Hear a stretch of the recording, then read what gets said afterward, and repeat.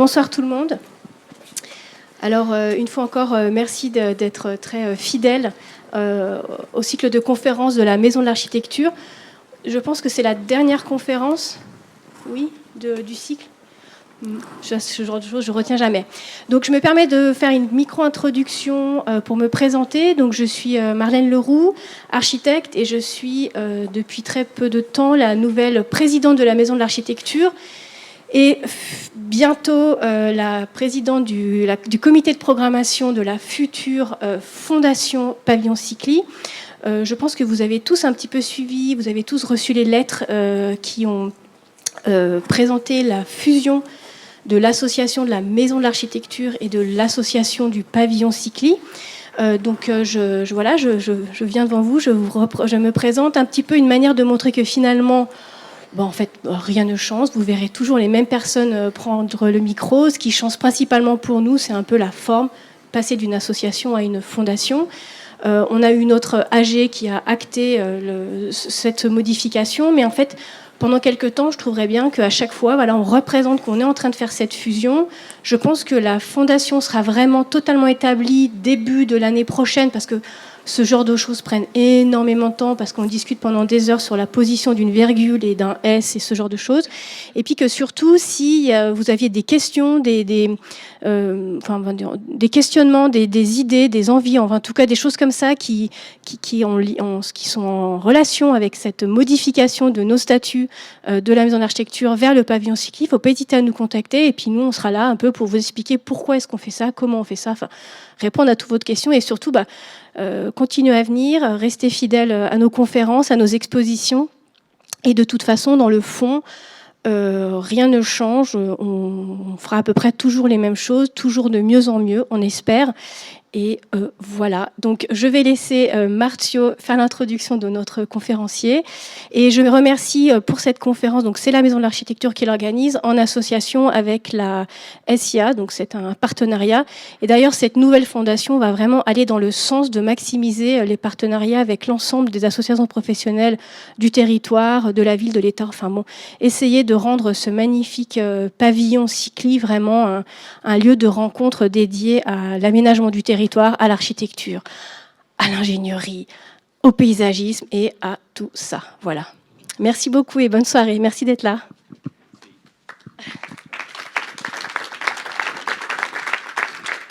Merci Marlène. Bon, je refais la bienvenue que j'avais prévu quand même de faire, effectivement. Une conférence qui est un partenariat Maison d'Architecture, Association Pavillon Sikli et SIA Section Genève. Donc 3 associations actives ici à Genève. Donc ça c'est un petit peu le programme. Alors on a prévu un petit peu de vous faire voyager par des images, mais aussi linguistiquement. Notre conférencier va s'exprimer en espagnol, histoire qu'il soit tout à fait à l'aise. Vous pouvez d'ailleurs à la fin poser vos questions en français, on s'occupera de la traduction. On passera un moment, je pense, agréable. Je pense que les images parleront d'elles-mêmes pour ceux qui sont un petit peu pas à l'aise avec l'espagnol. Notre conférencier, c'est Juan Ignacio del Cueto, que ses amis appellent Dino, et qui affectueusement, et c'est comme ça que je vais l'appeler aussi. Il est architecte, il est docteur, et surtout aussi, depuis 2021, il est directeur de la faculté d'architecture de l'UNAM, à savoir l'Université nationale autonome du Mexique. Il a fait son doctorat en Catalogne, et est un des grands spécialistes de l'œuvre de Félix Candela qui va nous présenter aujourd'hui. On a la chance de l'accueillir parce qu'il est venu en Suisse pour un congrès à l'École Polytechnique fédérale de Zurich, un congrès sur Félix Candela, sur Heinz Isler, que vous connaissez bien sûr pour avoir construit ce pavillon, et sur Ulrich Mütter, un ingénieur allemand. Alors, quelques mots sur Félix Candela. Je ne vais pas trop m'exprimer parce que je crois que Dino va largement en parler. C'est un architecte d'origine espagnole, spécialiste des structures paraboloïdes hyperboliques. Il va nous en parler. C'est évidemment la marque de fabrique de sa part. C'est un constructeur de cascarones. Alors, qu'est-ce que c'est qu'un constructeur de cascarones ? Je crois qu'on vous levez un peu la tête et puis vous avez un peu un début de réponse de ça. Puis évidemment, Dino va nous en parler longuement. Alors, il est actif dans l'enseignement, comme je l'ai dit, mais il est aussi actif dans la restauration. Il s'occupe actuellement de la restauration de l'une des œuvres qu'il va présenter, Los Manatinales, une œuvre incroyable qui au niveau de la durabilité, doit être un petit peu assainie. Et voilà, il s'occupe également de ça, donc une activité également patrimoniale importante. Alors, je pense que les images et la conférence va en dire long sur elle-même, mais c'est vrai qu'à titre personnel, l'œuvre de Félix Candela a tout de suite été très inspirante en tant que jeune ingénieur. Elle l'est encore aujourd'hui, même en tant qu'ingénieur, même en ayant construit pas mal de choses, certainement plus modestes. Je me pose encore la question de comment est-ce qu'à cette période, on a réussi à construire des choses aussi extraordinaires.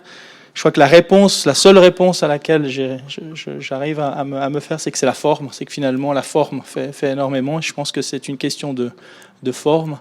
Et voilà un petit peu, je pense, de quoi il en sera question ce soir. Dino, muchas gracias por estar aquí con nosotros. Te paso la palabra. Merci beaucoup. Buenas tardes. Voy a hablar en español. Tengo que agradecerle a Marcio la invitación y el que me permita hablar en español.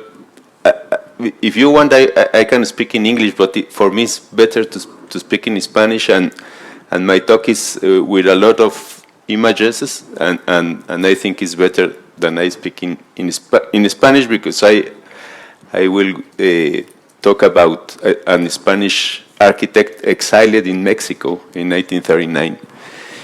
Entonces, si les parece bien, hablaré en español. Hay muchos amigos que veo aquí y que agradezco que hayan venido: Esther, Félix, Olivia, Serge, Marcio, obviamente, pero espero que se entienda, y si no, me interrumpen y preguntan.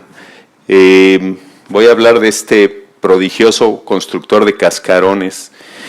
Y tengo que empezar con esta imagen que todos conocen, el Guernica de Picasso, pintado en 1937, a raíz del bombardeo de la ciudad vasca de Guernica, destruida el 26 de abril de 1937 por la aviación alemana, la aviación nazi que apoyaba el levantamiento militar de Francisco Franco en España, en plena Guerra Civil Española, que duró entre 1936 y 1939. Todo el mundo conoce el Guernica, creo, pero pocos saben que el Guernica fue un encargo del gobierno de la Segunda República Española para formar parte, figurar en el pabellón de la República Española de 1937 en la Exposición Internacional de París. Este es el bellísimo pabellón que hicieron dos arquitectos españoles de avanzada, dos arquitectos progresistas, José Luis Sert y Luis Lacasa. Y es de alguna manera la primera obra, la que se considera la primera obra de la arquitectura española en el exilio. Ya la guerra estaba muy avanzada en España, la República estaba perdiendo la guerra civil, el gobierno, el ejército sublevado de Francisco Franco estaba apoyado por Hitler y Mussolini, y Inglaterra y Francia no habían querido meter las manos en favor de la República, y esto debilitó mucho e hizo que saliera 500.000 de españoles al exilio. Más o menos la mitad regresaron a España, pero muchos quedaron fuera de España, y medio centenar de arquitectos, los más progresistas del momento, tuvieron que abandonar España. Esto es de una exposición que hicimos en el año 2007 en Madrid sobre los arquitectos del exilio español, y hay 49 arquitectos entre 62 y 28 años, del más viejo al más joven. Estos son los dos arquitectos que hicieron el pabellón que vimos antes, Luis Lacasa y José Luis Sert, asturiano y catalán. Luis Lacasa se exilió primero en la Unión Soviética y después en China, y José Luis Sert se exilió en los Estados Unidos, fue muy importante en Estados Unidos, llegó a ser chairman de la Universidad de Harvard, de la Escuela de Diseño. Pero de quien vamos a hablar hoy es de uno de los más jóvenes, tenía 29 años, 29 years old when he left Spain. Dice, esto es la manera en que se distribuyeron los arquitectos del exilio español. La mayor parte llegó a México y muy buena parte a Latinoamérica, a Sudamérica. Algunos a los Estados Unidos y unos pocos, Luis Lacasa a China, otros dos a Rusia, a la Unión Soviética. Bueno, y esto es de los que llegaron a México, uno de los más jóvenes era Félix Candela. Yo lo conocí en Barcelona en 1992. Yo estaba haciendo mi doctorado en la Escuela de Arquitectura de Barcelona y fue a dar una conferencia. Tenía 82 años, me lo presentaron, le expliqué que estaba haciendo mi tesis sobre los arquitectos españoles exiliados en México y me dijo que fuera a Madrid, que me iba a contar muchas cosas. Estuve un día con él en Madrid, le hice una larga entrevista y efectivamente me contó muchas cosas. Tenía 82 años de edad, una memoria sorprendente y un sentido del humor también muy interesante. Y él mismo decía, no soy arquitecto ni ingeniero, soy constructor. Él estudió arquitectura, pero su carrera la desarrolló más haciendo una especie de diseño estructural muy relacionado con la ingeniería. Después de entrevistarlo entendí que él había vivido 3 vidas. Yo lo entrevisté en 1992 y él murió en 1997. He passed away in 1997. 3 lives, 3 vidas de Félix Candela en Spain, su época de formación. He was born in Madrid in 1910 and lived Spain in 1939 after the Civil War. Estudió en Madrid entre 1929 y 1935, terminó la carrera de arquitectura en 1935, se ganó una beca para ir a estudiar a Alemania las estructuras laminares de concreto armado, pero no estalló la guerra civil, se enroló como voluntario en el ejército republicano y acabó llegando exiliado a México, donde tuvo su eclosión profesional. De esto vamos a hablar de su segunda vida nosotros. Y luego, en 1971, decidió emigrar a Estados Unidos, invitado por la Universidad de Illinois en Chicago como profesor de tiempo completo, y murió allí en Estados Unidos en 1997. Llegó a México en 1939 con el primer contingente de exiliados españoles. El gobierno de Lázaro Cárdenas recibió en México a cerca de 20,000 exiliados españoles. Félix Candela llegó en el primer barco con 7 arquitectos más y se nacionalizó mexicano. Se hizo mexicano prácticamente llegar. Fue una de las facilidades que dio el gobierno mexicano, otorgar la nacionalidad a quien la quisiera, a los españoles, pero la condición era que renunciaran a su nacionalidad original. O sea, los que optaban por convertirse en mexicanos tenían que renunciar a la nacionalidad española.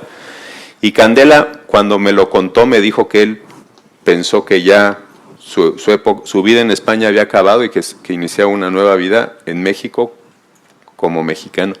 Esto es la Ciudad de México en 1940, principios de los años 40, una ciudad que tenía un poco más de 1 millón de habitantes y que empezaba a crecer. El idioma, el mismo que hablaban los españoles, fue una de las facilidades que tuvieron los arquitectos para insertarse, pero también se insertaron a un movimiento de arquitectura, un movimiento moderno muy interesante, muy potente. En México había muy buenos arquitectos. Esto se había hecho 10 años antes de que llegaran, arquitectura déco. Pero cuando llegaron, esto es lo que se estaba haciendo, una arquitectura moderna muy potente, en el caso de José Villagrán García, y muy potente en el caso de Juan O'Gorman. Juan O'Gorman fue el arquitecto que hizo las famosas casas de Diego Rivera y Frida Kahlo. This is Diego Rivera y ella Frida Kahlo, y estas son las casas que en 1930 construyó Juan O'Gorman. Era una arquitectura muy potente y eso sorprendió mucho a los arquitectos españoles. Llegaron 24 arquitectos titulados, unos muy reconocidos en España, que habían hecho mucha obra, otros que ya tenían algo de experiencia, pero la mayoría arquitectos muy jóvenes, y Félix Candela era uno de los más jóvenes, y lo que hicieron fue, se dieron cuenta que su oportunidad era fundar empresas constructoras, o sea, construían, tenían muy buena formación técnica en la Escuela de Madrid y en la Escuela de Barcelona. De los 24, 18 habían estudiado en Madrid y 6 en Barcelona. Y bueno, estos son los primeros trabajos de Félix Candela en México, esto prácticamente recién llegado, sus proyectos y proyectos modernos, pero que construía con madera, esto es en el norte del país, en Chihuahua, una colonia obrera para 500 familias, y fue el primer trabajo que tuvo Candela. Y estos son proyectos que hizo en México durante sus 10 primeros años. Proyectos pues no muy destacados, el primer proyecto que construyó solo, ejercicios neobarrocos, ejercicios más modernos, para un concurso de una iglesia, una propuesta neogótica perfectamente, o una propuesta ya más con cubiertas con estructuras de concreto muy ligeras. Si Candela hubiera seguido haciendo esto, no hubiera pasado a la historia de la arquitectura. ¿Qué fue lo que hizo que Candela pasara a la historia de la arquitectura? Que él, mientras estudió la carrera en Madrid, esto se hacía en el resto de Europa. En el periodo de entreguerras, se construía Eugène Freycinet en Francia, Dischinger y Finsterwalder en Alemania, Maillard en Suiza, o Eduardo Torroja en España. Buscaban la manera más eficiente de hacer trabajar al concreto armado, estructuras laminares, poco material para cubrir mucho espacio. Y eso es lo que le gustó a Candela. Y 10 años después de llegar, en 1949, hizo su primer cascarón experimental. Lo patentó, hizo un primer ejercicio y fundó una empresa a la que le llamó Cubierta Sala, una empresa constructora de estructuras laminares de concreto, cascarones o shells. Y esto es Candela cuando fundó su empresa, y Candela en plena época ya en 1968. En 20 años construyó más de 800 obras. Y este es un ejemplo, desde la primera hasta la última, algunas obras manejando diferentes tipos de cubiertas, cilíndricas, plegadas, pero el primer paraboloide hiperbólico, hyperbolic paraboloid, en la Ciudad Universitaria de México. El archivo de Candela es muy grande y la parte más importante está en Nueva York, en la Universidad de Columbia. Otra parte está en Princeton, en la Universidad de Princeton, y una pequeña parte, cerca de 1.600 planos, y estas láminas están en la Facultad de Arquitectura de la Universidad Nacional Autónoma de México. Son 32 láminas con 50 obras, 50 encargos, con las fechas en que se construyeron, el dinero que cobraron, en rojo las que se hicieron. Hay una relación de 1.400 proyectos, de los que construyó 800. Se basaba básicamente en el material, concreto armado, en la geometría, muy importante, el paraboloide hiperbólico, que tiene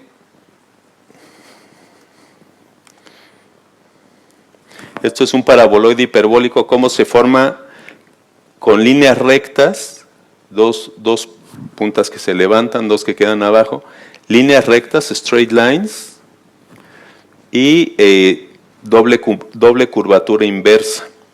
Esto hace que sea una superficie resistente por forma. Voy a tomar este papel de aquí. Candela lo explicaba así. Esto es una lámina que no tiene ninguna resistencia, pero si tú aplicas esto, ya tienes una superficie resistente por forma. Esto está formando dos paraboloides hiperbólicos y es una superficie muy resistente y se puede hacer una superficie muy delgada. Y luego la otra parte importante era la construcción, la manera de construirlo. Esto fue el primer paraboloide hiperbólico que hizo Candela. Nunca había construido paraboloides hiperbólicos y la primera vez lo hizo para este pequeño edificio que está en la Ciudad Universitaria de México. Esta es la Escuela de Arquitectura, yo dirijo ahora esta escuela, y esto es la Ciudad Universitaria en construcción.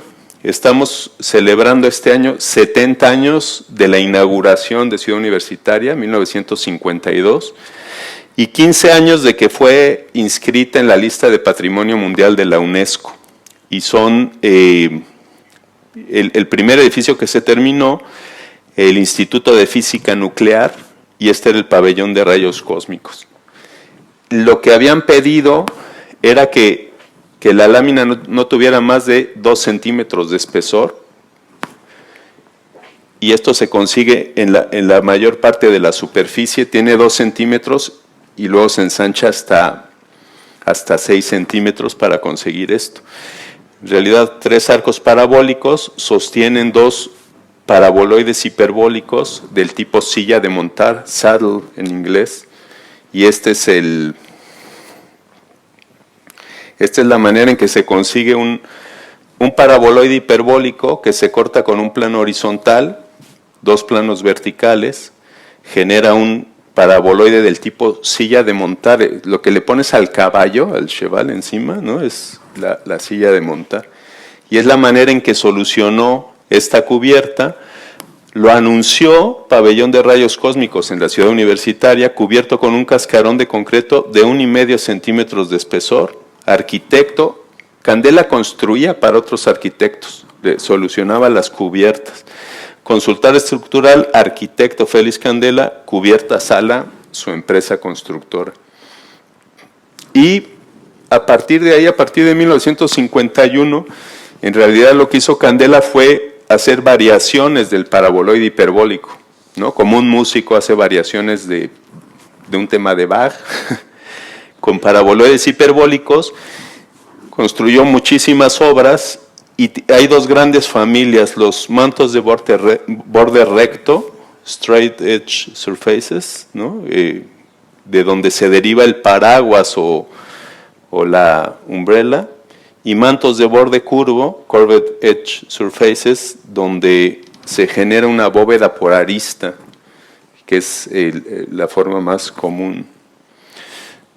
Este es un plano que está en la Universidad de Columbia en Nueva York, un plano muy grande, donde Candela puso un plano de la Ciudad de México, ubicó sus 25 obras favoritas. Nosotros en Ciudad de México tenemos ubicadas 200 obras de Candela de diferentes calidades, etcétera. Pero estas son las que le parecían más importantes. Aquí está la Ciudad Universitaria, aquí está el pabellón de rayos cósmicos. Y vamos a ver algunas de esas obras en Ciudad de México. El paraguas, 4 segmentos de paraboloide hiperbólico que mandan todos sus empujes a un apoyo central.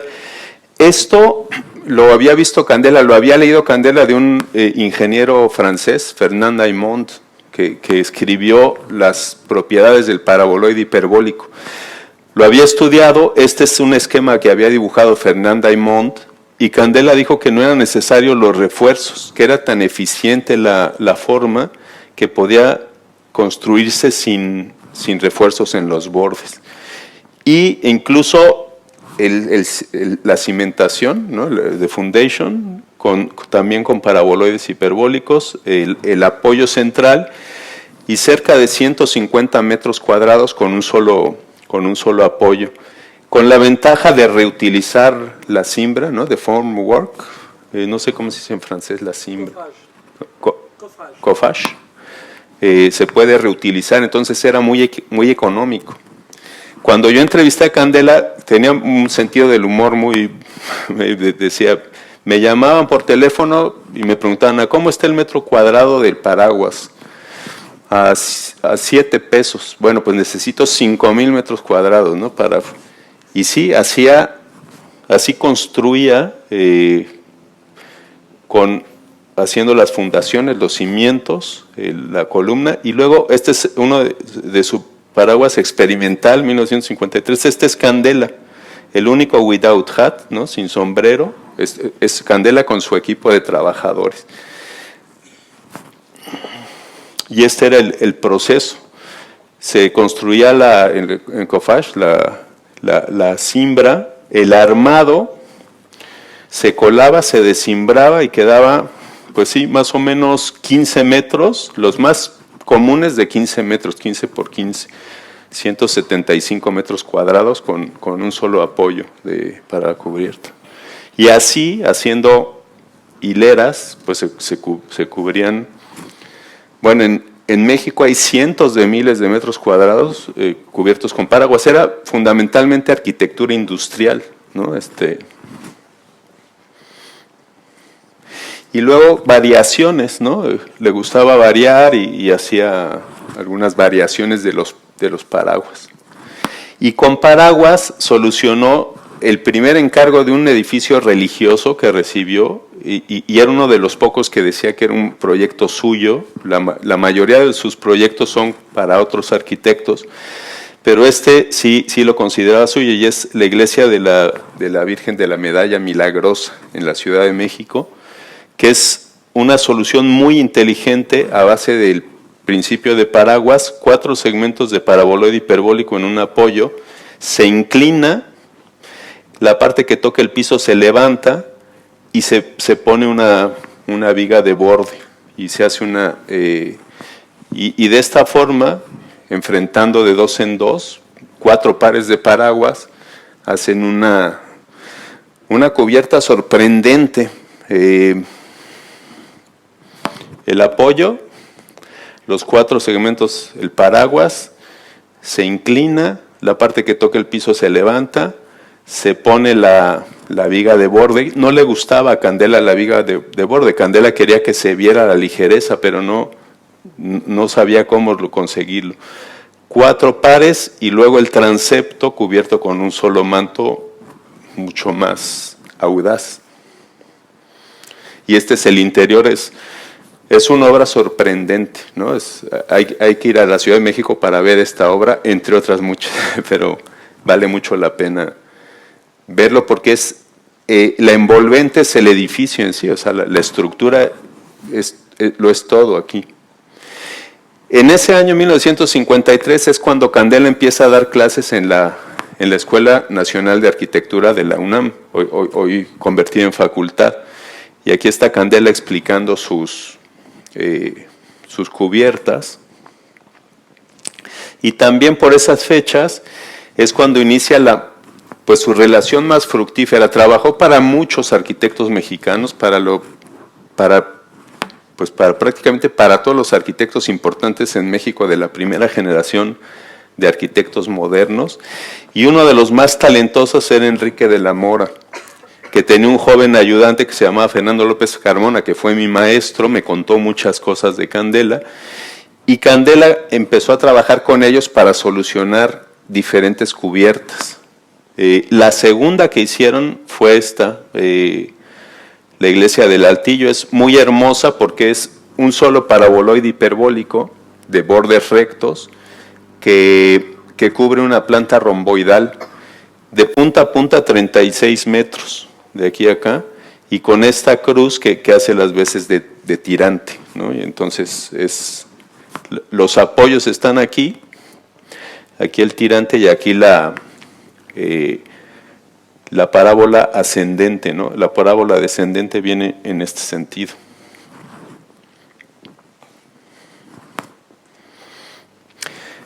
Con dos, este de aquí es un solo paraboloide hiperbólico de bordes rectos.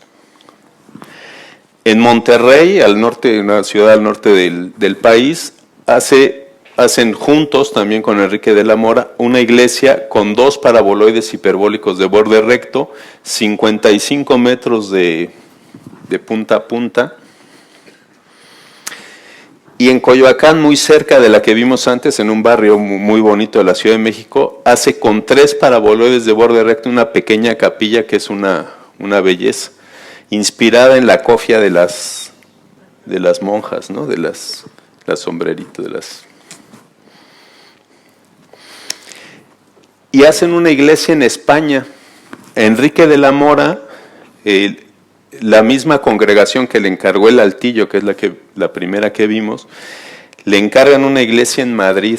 Y esto está pues muy cerca del Parque Berlín en Madrid, muy cerca del Estadio Santiago Bernabéu, y se conoce como la iglesia de los mexicanos. Es Enrique de la Mora, le pide a Candela que solucione la cubierta, y cuando le dice que a Candela le pide que vaya a España a revisar la obra, Candela dice que él no puede volver a España porque Francisco Franco sigue en el poder, principios de los años 60. Entonces es el regreso profesional de Candela a España, pero él no regresa personalmente. Con Enrique de la Mora y Fernando López Carmona tenemos que regresar en el tiempo, porque la primera obra que hacen, 1953-55, es la cubierta de la sala de remates de la Bolsa Mexicana de Valores. Un edificio donde usan por primera vez la bóveda por arista hecha con paraboloides hiperbólicos. La bóveda por arista la inventaron los romanos hace 2000 años o más, ¿no? La intersección de dos bóvedas de cañón corrido, que tiene la virtud de que manda los empujes a 4 puntos. Lo que se le ocurrió a Fernando López Carmona, este joven arquitecto, fue intersectar 2 sillas de montar, o sea, 2 paraboloides del tipo silla de montar. Mandaría los 4... todos los esfuerzos, todos los empujes a 4 puntos para cubrir un espacio de 26 por 15 metros. Se construyó así la primera bóveda por arista hecha con paraboloides hiperbólicos en la historia de la construcción. Es la primera bóveda por arista. Y este es, digamos, lo mismo que vimos antes, el paraboloide hiperbólico cortado con un plano horizontal y 2 planos verticales, y intersectado con otro paraboloide hiperbólico, los 4 puntos, los empujes a 4 puntos, el proceso constructivo, los pies derechos, la cimbre, el armado, el colado, y una vez terminado, el interior es, bueno, aquí está Félix Candela en una visita de obras. Aquí está el plano estructural. En realidad, 2 arcos parabólicos que mandan todos los empujes a 4 puntos, y la superficie de 5 o 6 centímetros de espesor en la mayor parte de la superficie. La cubierta no se ve porque está en el centro de la Ciudad de México, atrás de un edificio de 8 pisos que son las oficinas. Uno sube al 3er piso y esta es la sala, que es muy sorprendente y está muy bien conservada, aunque ya no es se ha reutilizado para otra cosa. Es muy importante esto. Candela no le gustaban los refuerzos de borde, aquí se solucionaron así, pero él consideraba que se podía conseguir el borde libre, y lo consiguió en la siguiente obra que hizo con Enrique de la Mora. Lo convenció de que podían hacer cascarones sin refuerzo en los bordes. Y entonces es el primer cascarón que consigue tener el borde libre de 6 centímetros. todo es tan sencillo cuando se sabe que produce enojo no haberlo percibido al primer vistazo, aquí está en inglés, en lugar de tener que realizar un trabajoso proceso de pensamiento. Candela escribió mucho también y escribía, era muy interesante sus textos. Y este es ya todo el proyecto, son 3 bóvedas por arista, es la iglesia de San Antonio de las Huertas, en la Ciudad de México también.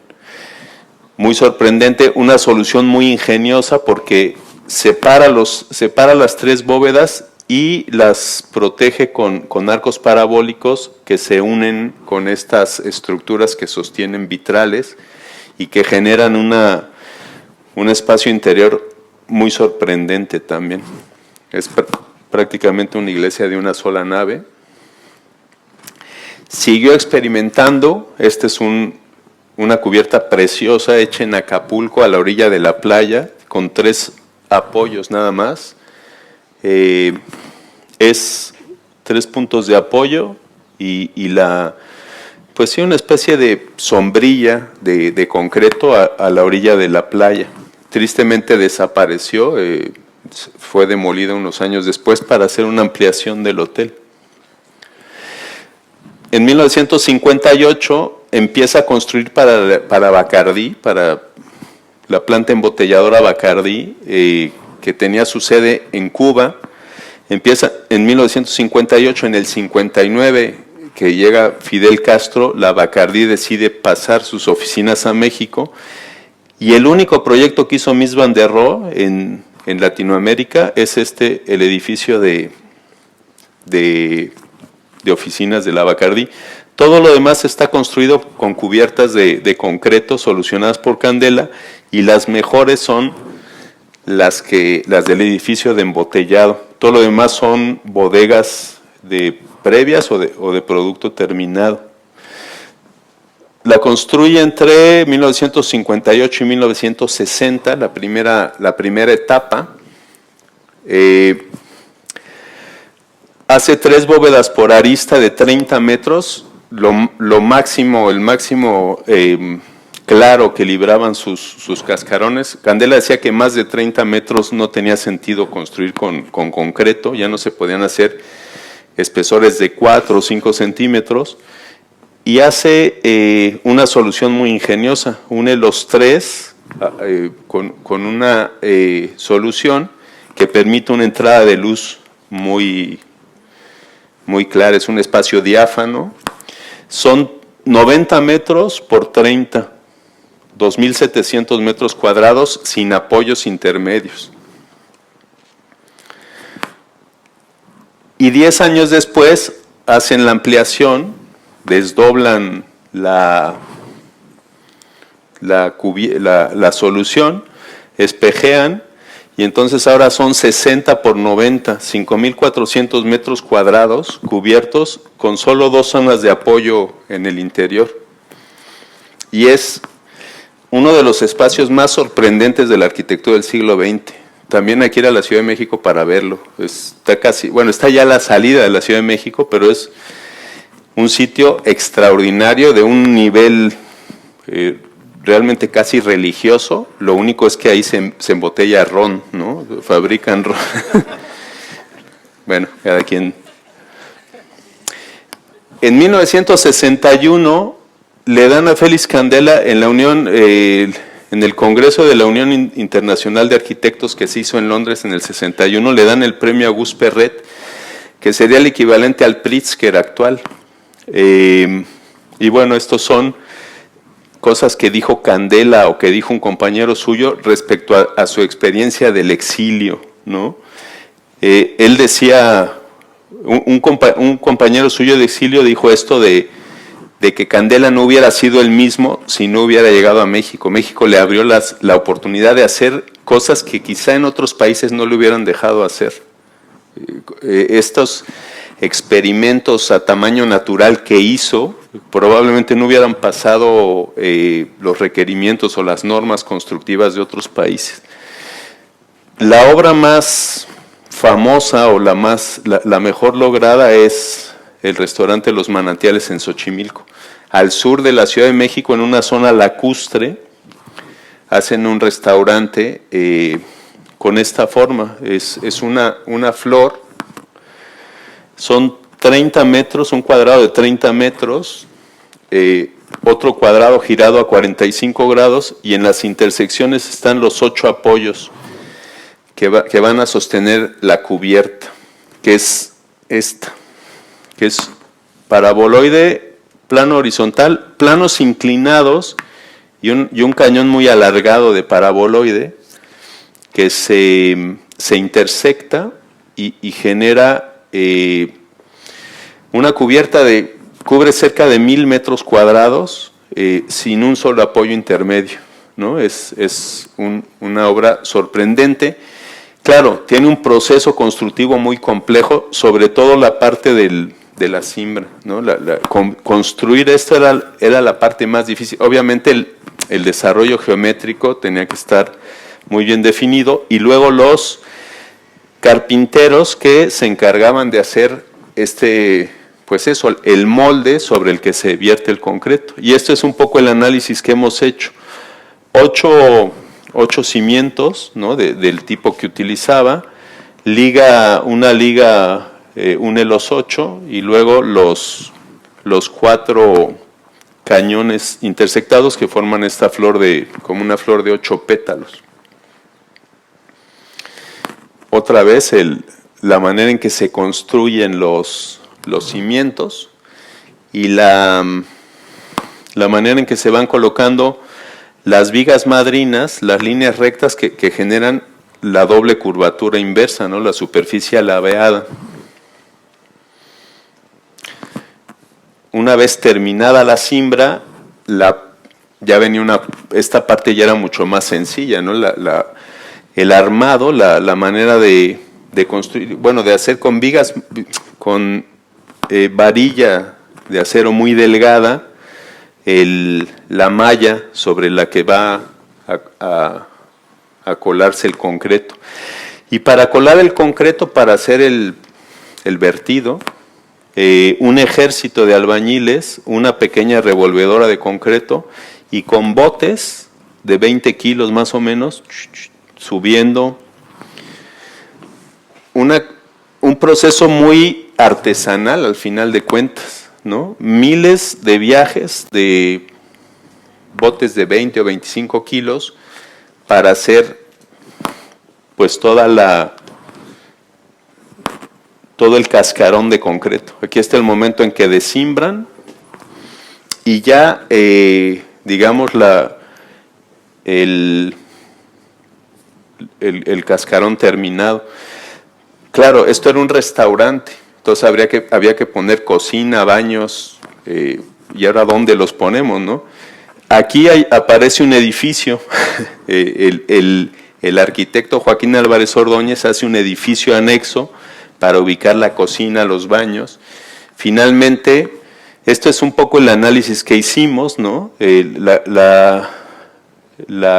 El cascarón se construyó entre diciembre del 57 y marzo del 58, o sea, en 16 semanas, con un costo de, pues, relativamente bajo, $60,000 de la época, y más o menos se tuvieron que hacer, hicimos el cálculo, son 250 toneladas de concreto, por lo tanto se tuvieron que hacer unos 12,500 viajes de esos botecitos, ¿no?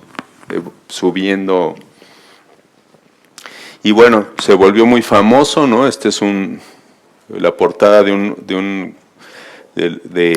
una colección de Life de diferentes países y México representado por los tranquilos canales de Xochimilco con las trajineras, es una zona turística, y la modernidad del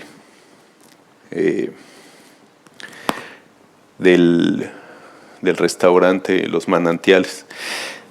Este era Daniel el Travieso. Cuando yo era niño, este era el equivalente a Bart Simpson. No sé si... Yo que los...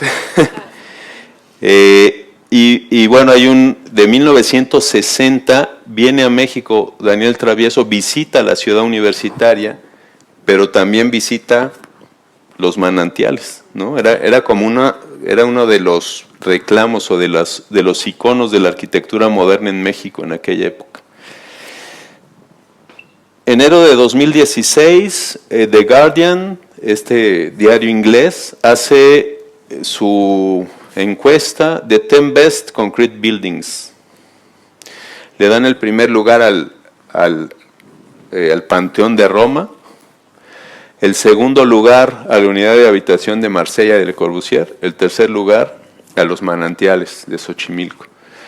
Cuando yo analizo con mis alumnos los 3 edificios, el concreto solo trabaja con presión, o sea, son muros de 6 metros de ancho y el concreto es solo a compresión.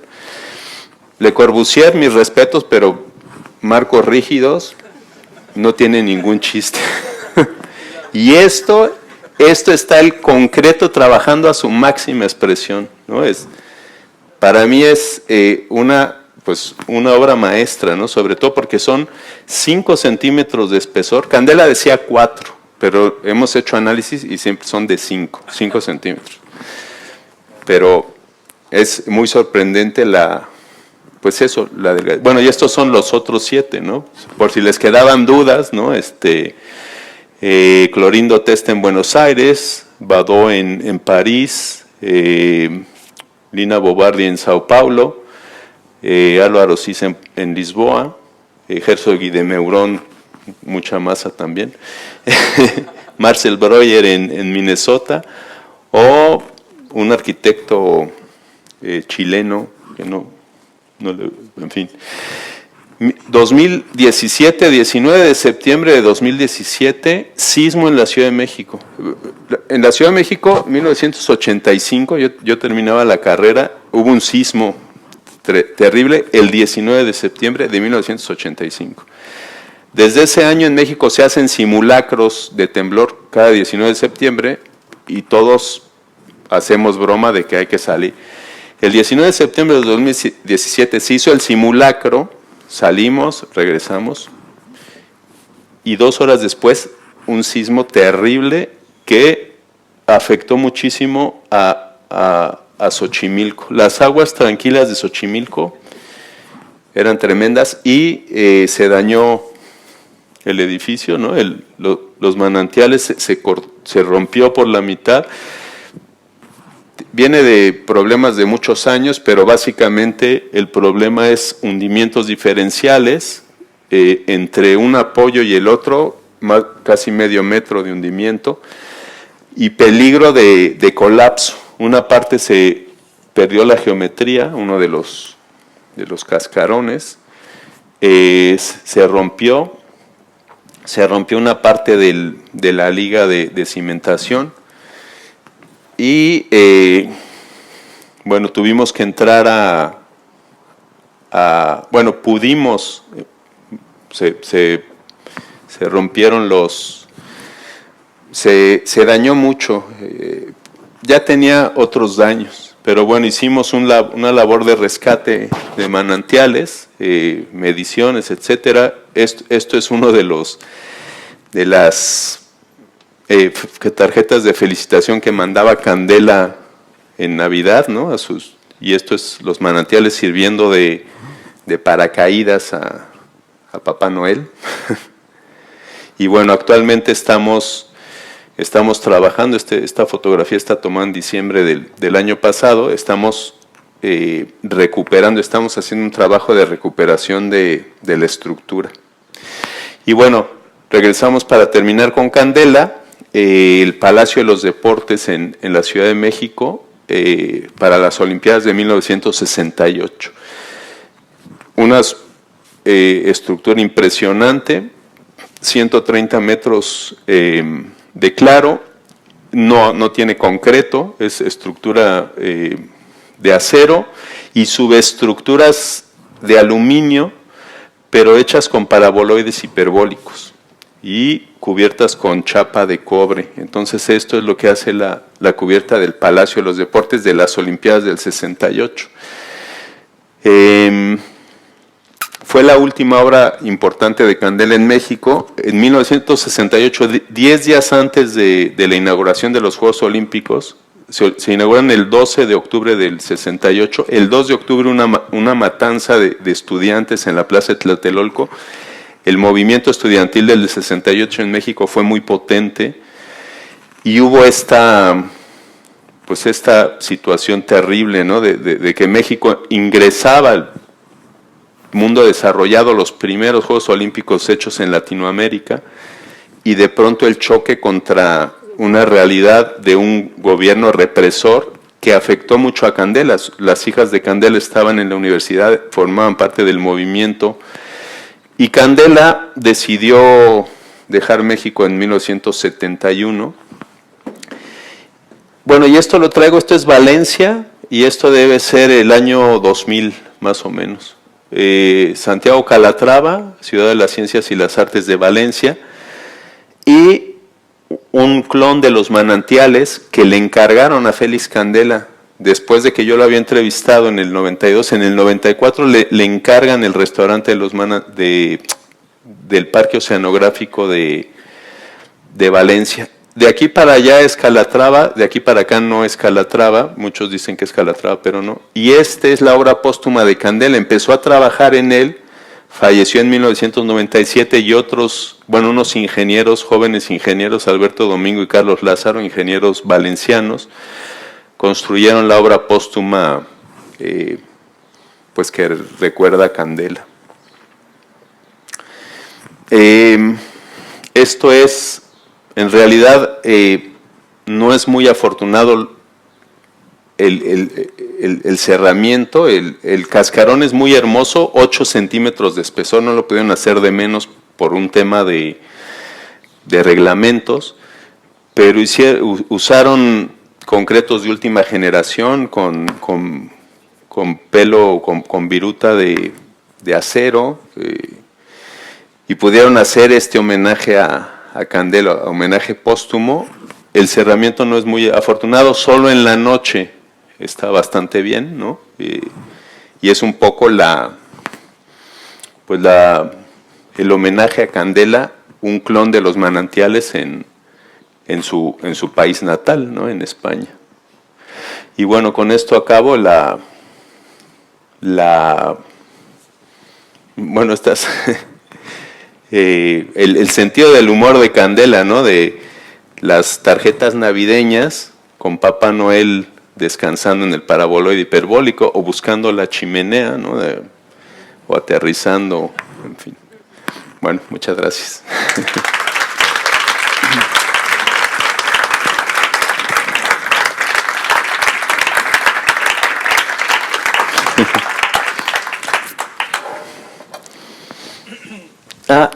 Déjame... No, bueno, es que voy a ser muy breve y muy rápido. Rescatamos a Candela de alguna manera en 2010, cuando se cumplió el centenario de su nacimiento. Hicimos una exposición en Valencia, en el IVAM, en el Instituto Valenciano de Arte Moderno. En la Facultad de Arquitectura de la UNAM hicimos estos modelos escogimos 21 de sus obras, las hicimos un poco como pudimos, con estas impresoras de 3D, con alumnos, becarios, etcétera. Estuvimos trabajando, haciendo los modelos para hacer las maquetas en 3D. Hicimos, insisto, 21 obras que nos parecían importantes, ¿no? Guadalajara, Palmira en Cuernavaca, la Medalla Milagrosa, Acapulco, Los Manantiales, el Pabellón de Rayos Cósmicos, en fin. Trabajamos mucho, estos son becarios, ¿no? En el laboratorio de estructuras, teníamos que terminar las maquetas y enviarlas a España, las estábamos haciendo en la universidad, en México. Hicimos también el Palacio de los Deportes,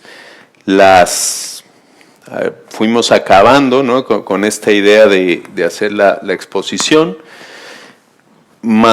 Hicimos 7 cajas, 4 cajas con 4 maquetas, 3 cajas con 2 y una con una, o sea, en total 21 maquetas empaquetadas y llegaron a España. Se presentaron, tuvimos la idea, hicimos la propuesta de hacer la exposición en España, en México y en Estados Unidos, que fueron los 3 países donde vivió Candela y las 3 nacionalidades que tuvo, porque en Estados Unidos se hizo norteamericano.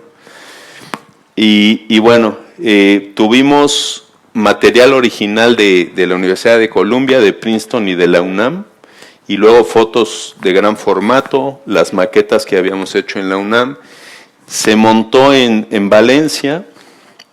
Estas son imágenes de Valencia, ya con material original. Toda esta parte, cuadernos de cuando estudió en Madrid, están en Princeton. La mayoría de los planos originales está en Columbia.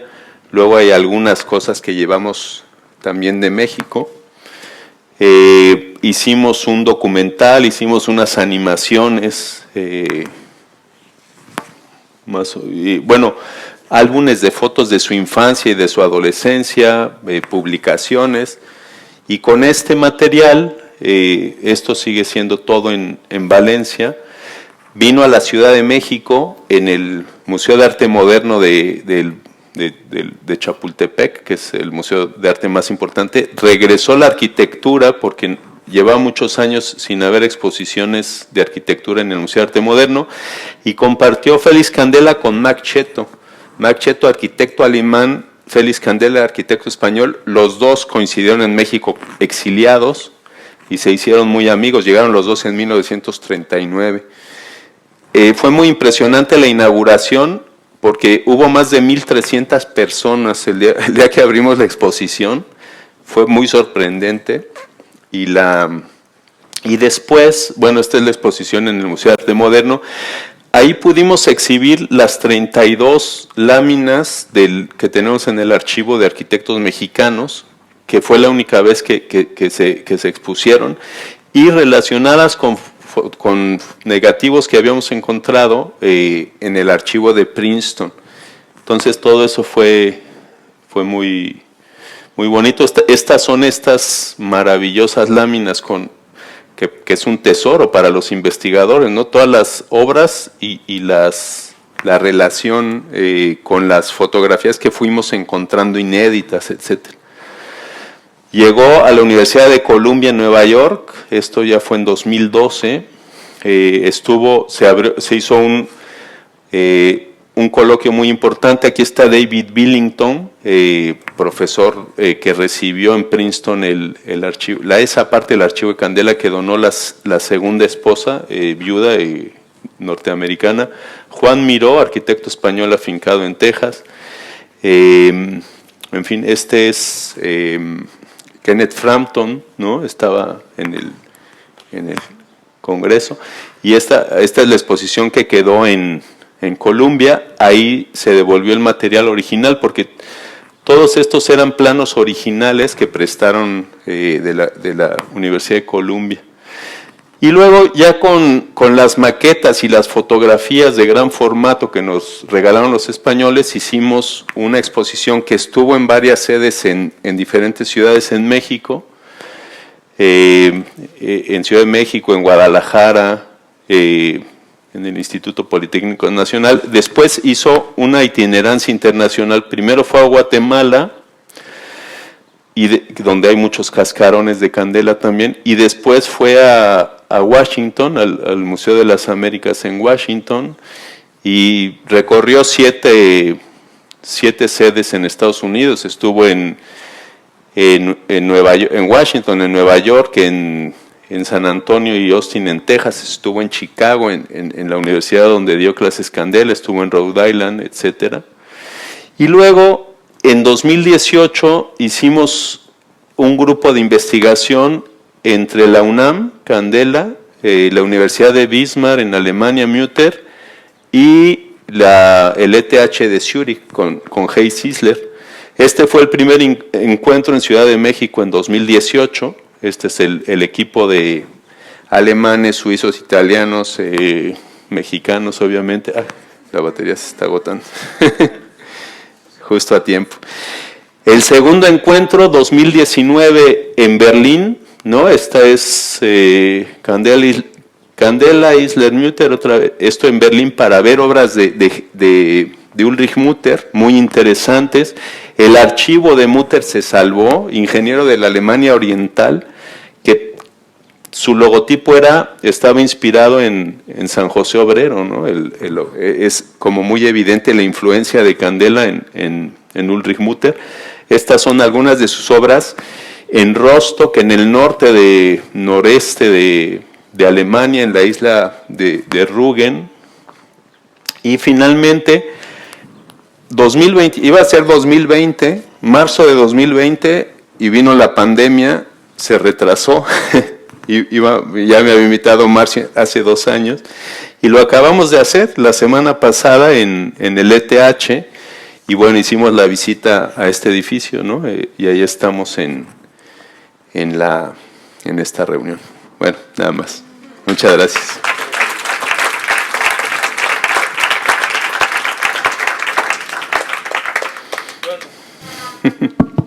Bueno, Dino, gracias por hacernos viajar, por hacernos soñar un poco. J'ouvre la partie questions. Je suis sûr qu'il y en aura tout plein. J'en ai tout plein, si vous n'en avez pas. Mais soyez à l'aise avec la langue. Si vous voulez poser votre question en français, on traduira la réponse et voilà. Si me permites, sí. yo tengo una primera que está un poco en relación con el final de tu presentación. Me gustaría saber un poco, viendo la obra Bacardi, esos 30 por 30, y sabiendo que lo que está aquí es 30 por 30 también, otra forma, otra manera de construir, pero se ve que entre Isler, Candela y Mütter seguramente hay una relación particular. La pregunta mía es, ¿quién influenció quién primero? ¿Cuáles fueron las influencias y cuáles fueron las relaciones entre ellos? Bueno, una de las cosas que hemos llegado a conclusiones con este grupo de investigación, con los colegas del ETH de Zúrich y con los colegas de Wismar en Alemania, es que Candela no fue el primero que hizo cascarones. Ya vimos estos en Alemania, en Francia, ¿no? Freycinet o Dischinger, Finsterwalder, el mismo Maillard, hacían cascarones, pero Candela en México los llevó a otro nivel, o sea, de una belleza y una delicadeza, sobre todo por el uso del paraboloide hiperbólico. Ulrich Mütter en Alemania construye con paraboloide hiperbólico inspirado en Candela. Entre los arquitectos que salieron de España hay uno muy importante que es Manuel Sánchez Arcas, que fue a la Unión Soviética primero y luego a Berlín Oriental. Y en Berlín Oriental publicó un libro a principios de los 60 de cascarones de concreto, hablando de todos estos maestros que vimos y de Candela. Y seguramente Ulrich Mütter conoció ese libro, se inspiró y hizo su obra.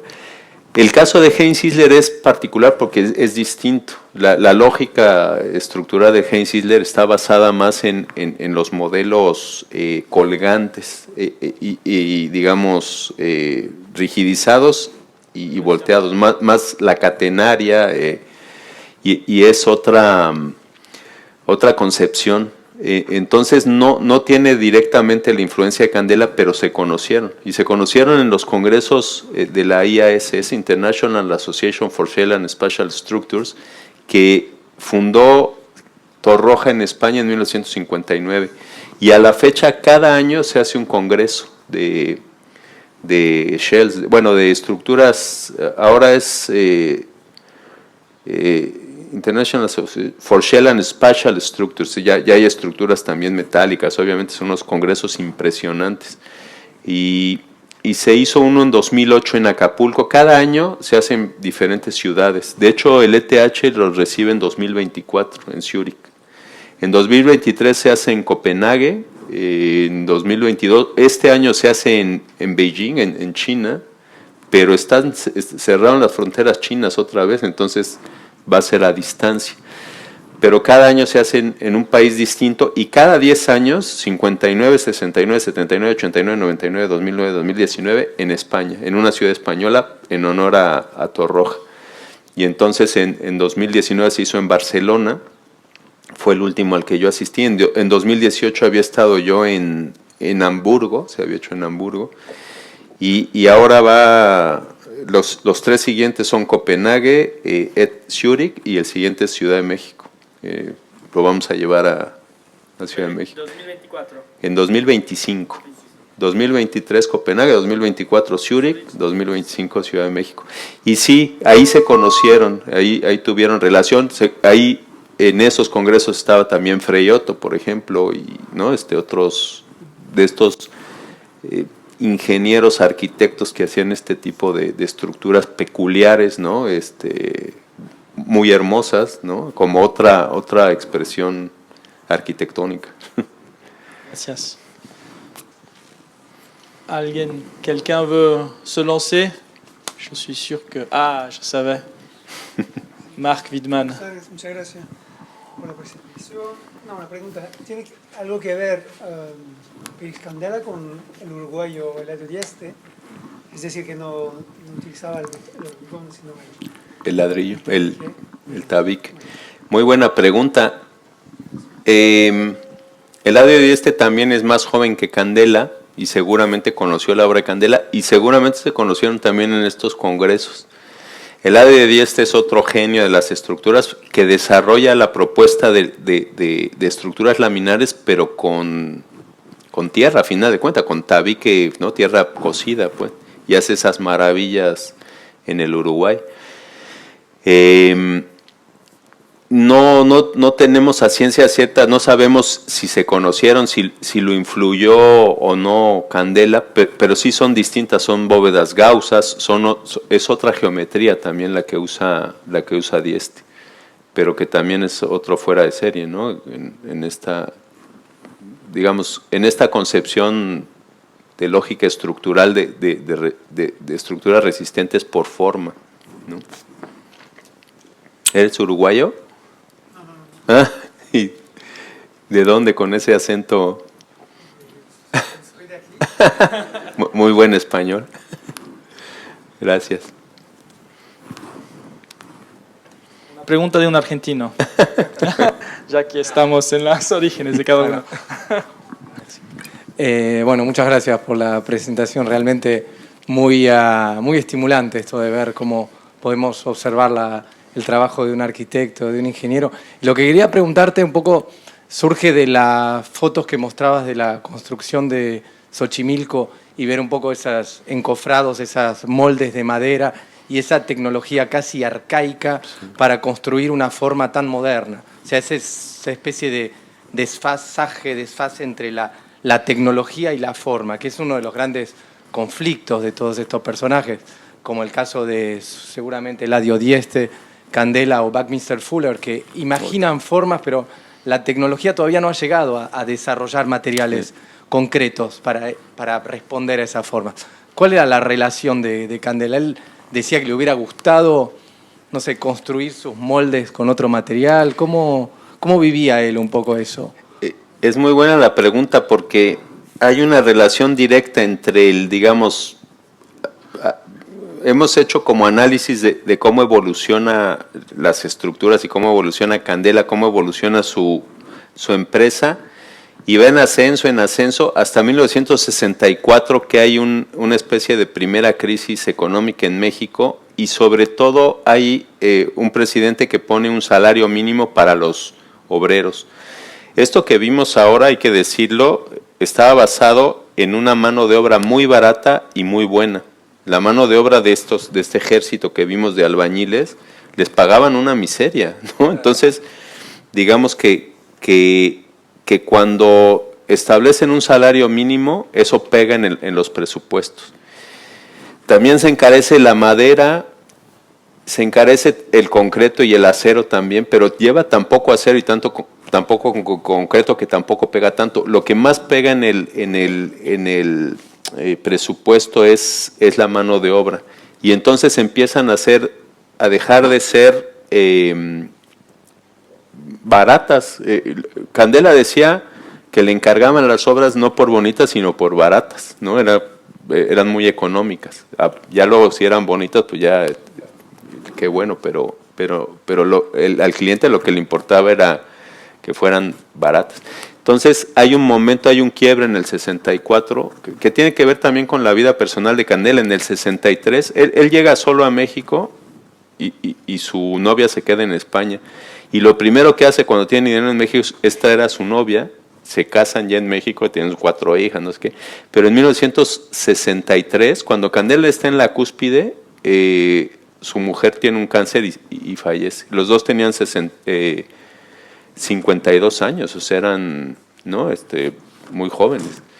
Y eso le afecta a Candela también, pero coincide también con esta cuestión económica y entonces empieza a decaer, empieza a declinar. Candela empieza a dejar de ser tan creativo, seguramente al perder...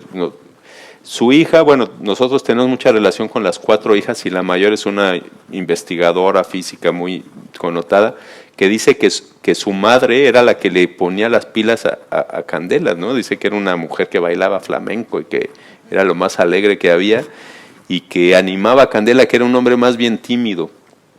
Y sí se nota, digamos, en su evolución, ya no hay más experimentación, no hay más obras maestras después del 64, sí hay mucha obra.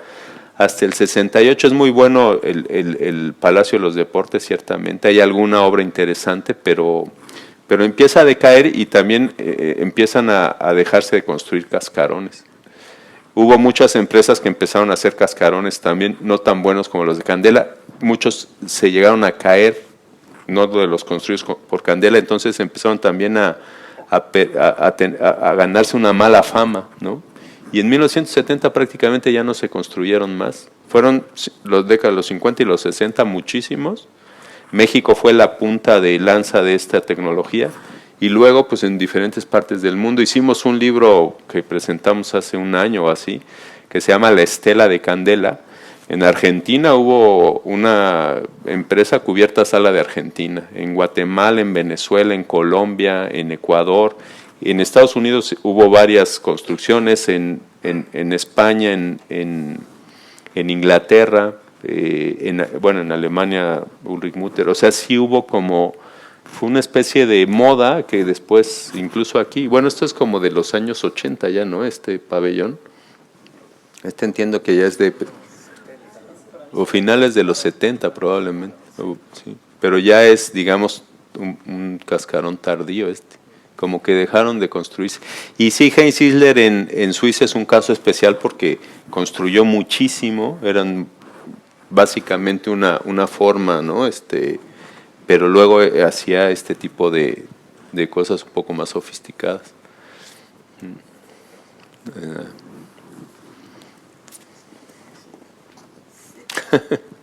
No, sí era interesante cuando decías que Candela ha llegado y que la obra que ha podido hacer solo porque había emigrado, ¿no? En países nuevos del primer. Sí. Pues lo mismo Lina también, solo ha podido hacer, siempre se hace lo que ha hecho en Brasil, no hubiera hecho nunca en Europa, ¿no? Esta abertura que había en nuestros países. Bueno, eso es solo una parte. Hay muchas relaciones, sabemos, ¿no? Entre estos emigrados que han vivido cosas similares. Pero lo que iba a preguntar es que, claro, hablando de estas influencias, pensé en Nervi también. No sé también si hay relaciones con él, pero también en Brasil hay, bueno, tú lo conoces, Lelé, el arquitecto ha desarrollado con base en la estructura de Nervi lo que es la argamasa armada. Sí. Y es, bueno, es otra cosa también buscando el más fino posible, el más estrecho, pero con tela de gallina, ¿no? Sí, el ferrocemento, El en español ferrocemento. es el ferrocemento. Sí. Y hay cosas maravillosas también. Sí, sí. Incluso ahora, es lo que te decía otro día, ¿no? De la relación que hay entre la Universidad de Salvador y aquí, la EPFL, es sobre este tema, trabajo de la mínima estructura y tal. No sé si con No, Nervi. obviamente Pierluigi Nervi es otro de los referentes de estas estructuras, pero Nervi no hacía cascarones, no hacía estructuras laminares, hacía estructuras nervadas. Le hacían honor a su apellido, ¿no? De Nervi, eran nervios, o sea, son básicamente estructuras nervadas. Él desarrolla el ferrocemento, pero siempre con esta idea de hacer, bueno, esas imágenes del Palazzetto dello Sport en Roma, ¿no? Son estructuras nervadas.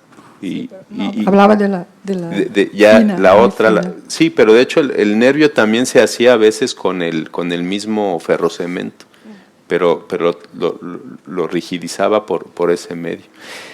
Con ferrocemento era muy difícil hacer grandes claros si no tenías estructura que lo soportara, ¿no? Y aquí lo interesante de esto es que la membrana es la que te hace la superficie rígida, y sí necesitaba el armado y los 2,5 o 3 centímetros arriba y abajo del refuerzo de acero.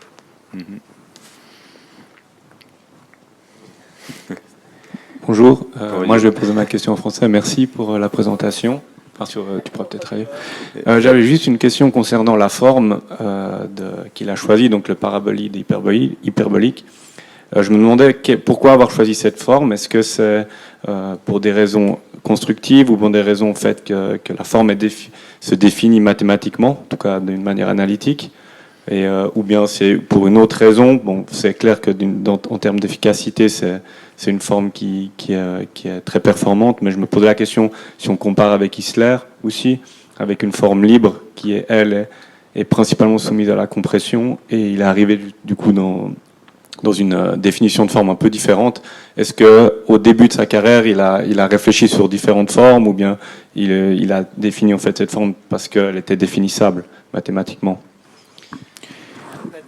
Creo que más o menos, solo Básicamente la pregunta es por qué el hiperboloide parabólico. ¿Por qué esa forma? ¿Es por la cuestión matemática, analítica? ¿Es la constructibilidad de la forma? Que me va. Exacto. ¿Es es muy buena la pregunta.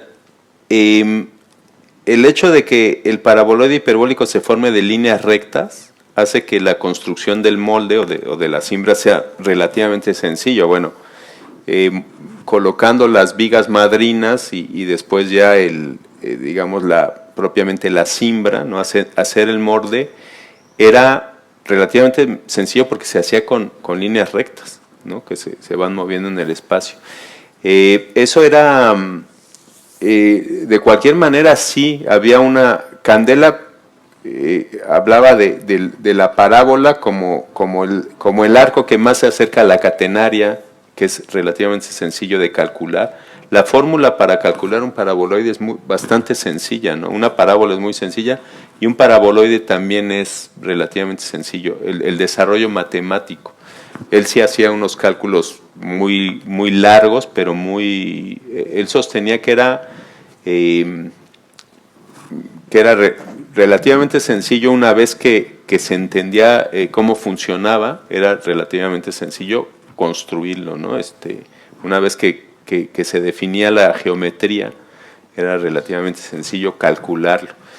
Le costaba mucho trabajo, o le costó trabajo hasta que no encontró la fórmula de la membrana, ¿no? Fue lo que le permitió ya asentarlo en cálculos matemáticos.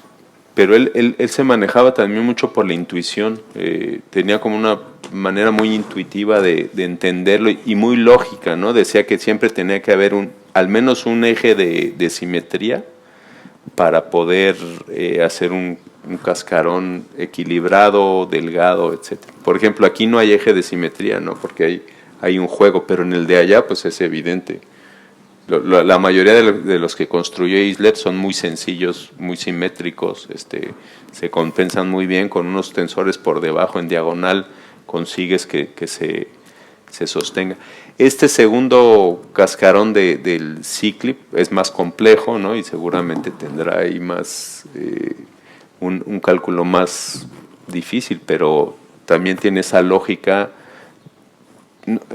Isler lo hacía así, Candela, ¿no? Isler construía mucho con los modelos, ¿no? Con las maquetas, pues los modelos colgantes, y que luego volteaba, ¿no? Rigidizaba y volteaba. Pero era un poco esa visión de construir. Candela le importaba mucho la eficiencia y la economía. Tenían que ser muy eficientes y muy económicos las construcciones. Muy lógicas también dentro de su belleza. Muchos arquitectos llegaban con ideas preconcebidas que él mismo decía que eso no se podía construir, y si no lo querían hacer como Candela, pues decía que él no lo hacía, ¿no? Y buscaban otras opciones. T'as besoin que je traduise ou un petit résumé? Non, mais disons, dans les grandes lignes, difficile. Dans les grandes lignes, c'est effectivement la particularité de l'hyperbole parabolique, c'est qu'il peut se construire par des lignes droites. Donc ça, c'est évidemment un élément clé, puisqu'il cherchait toujours l'efficacité et le coût le plus bas. C'était l'élément de base, il ne cherchait pas à faire quelque chose de beau. Mais évidemment, en plus de ça, il y a le côté mathématique qui est effectivement assez facile à développer, d'une parabole qui développée devient une hyperbole parabolique. Donc c'est un petit peu les deux choses, en plus évidemment de l'efficacité de la forme. C'est constructif, mathématique et quelque part efficient donc, au niveau de sa forme. C'est vrai que quand on parle d'épaisseur, alors j'ai toujours été impressionné ici parce qu'on toujours dit, on n'a jamais vérifié qu'il y a 7 cm d'épaisseur au plus haut de la voûte. 7 centímetros aquí, eso es lo que se dice. Mm-hmm. C'est déjà un exploit. Déjà plus d'une fois, on se dit, qui c'est qui oserait refaire ça aujourd'hui? Pourtant, c'est là. Mais là, d'entendre aujourd'hui que par la forme, on a réussi à faire des structures qui font 1,5 à 2 cm, il y a une efficacité qui est tout à fait redoutable. Je dirais que c'est presque de la magie à mon sens. Donc voilà, c'est vraiment la démonstration. Ça m'amène à poser une question, parce que c'est exactement cette question-là, c'est le côté expérimental du travail de Candela. El trabajo, la parte experimental, como lo decías tú, de Isler. Isler calculaba, sí, claro, seguramente, pero construía las cosas, daba la vuelta y ahí estaba, tracción, viene compresión. Seguramente me imagino que Candela también tenía una parte experimental de su trabajo. Pero no conocemos modelos, maquetas no hacía, ¿no? Hubo proyectos que no tuvieron de pie, hubo problemas en el... Hubo uno que no mostré, que es la capilla de Palmira en Cuernavaca, que sí se cayó una parte, se vino abajo. Cuando la sacaron cuando desimbraron. Y Candela ahí, esa fue en el 59, ahí también se asustó y como que tuvo un retroceso. Había hecho los manantiales, que era lo más arriesgado, digamos, y se había animado tanto que había hecho esta en Cuernavaca y se vino abajo. Alfonso Basterra, que es un investigador español, a finales de los 90 hizo un estudio y demostró que estaba bien calculada, pero que el problema fue constructivo, que desimbraron antes de tiempo, que no habían dejado y habían hecho unas calas o algo y fue lo que debilitó. Pero fue, creo que la única que tuvo, algún paraguas también en algún momento se le cayó, pero la única que tuvo así repercusión fue esa que se cayó, y luego, bueno, la reconstruyó y es una construcción muy hermosa, muy...